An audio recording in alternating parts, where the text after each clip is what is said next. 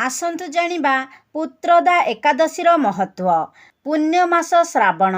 एही मासर शुक्ल पक्ष एकादशी को पुत्रदा एकादशी कुहाଯାଏ। समस्त व्रत ठारू श्रेष्ठ व्रत हेउछि एकादशी व्रत। पुत्रदा एकादशी वर्षरे दुई थर पालन करा जाइथाए।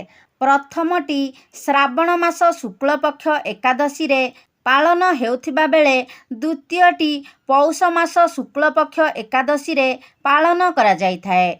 दुईटी एकादशीर महत्व समान होइथाए। जेउ मानकर संतान प्राप्ति रे समस्या थाए सेमाने एही व्रत पालन करिबा उचित। संतान प्राप्ति हेबा संगे संगे संतान मानक निवारण करिबा पई एही व्रत पालन करा जाइथाए।